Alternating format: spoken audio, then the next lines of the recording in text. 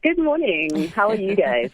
We are very good. I just gave an example earlier of Pearl and I rocking up at a store that has this sort of situation, and her feeling that she's being cut off. I mean, first of all, is this a good idea? And what are we seeing generally as a trend? Cool. So this is actually quite popular, and I think South Africans might be on the shorter end of the stick because we're going, oh my goodness, what's going on here?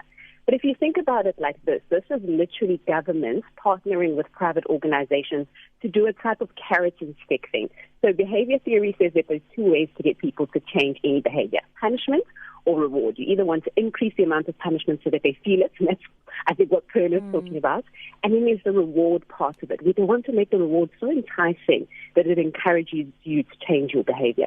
So that's what we're seeing across the board. And I mean, if you look at how countries like the United States, you're looking at the UK, Romania, Lebanon, it's actually extremely popular. And so many of them are trying it in so many different ways.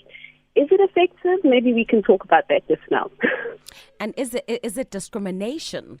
Isn't it a bit rigid? I find it to be rigid because people will not vaccinate for some other reason, and I think they have the right to do so. Some people, it might be a case of, medical complications and so forth. So do they not deserve any societal benefits that they might be out there that vaccinated people might then get?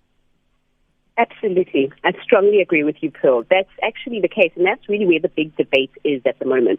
Because not only are we seeing it in terms of retail stores and people being shut out of certain places, but even in the work context, people who are client-facing are finding that I actually don't want to get vaccinated. And then now what a lot of employers are doing is maybe then we don't need you to work for the organization anymore if you're not part of what's now sort of like a future plan. And there's actually, within the United States, they've been doing this vaccine incentive for months now.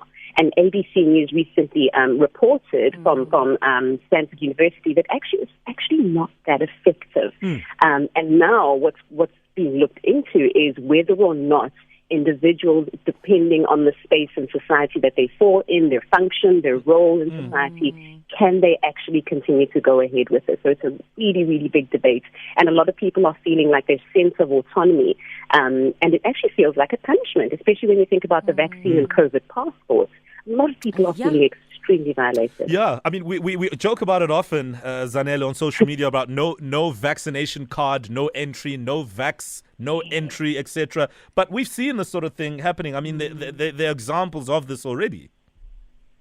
Yeah, they definitely are. And I think social media is great because we do have the conversations, but it's also one of the leading factors behind the reason why people feel this way. If you look at how a lot of people are taking in a lot of this fake news at the moment and being very misinformed and listening to sources that may not be so credible is one of the biggest things that governments across the globe are saying are impacting the numbers of people that are actually coming in to line up to get vaxxed.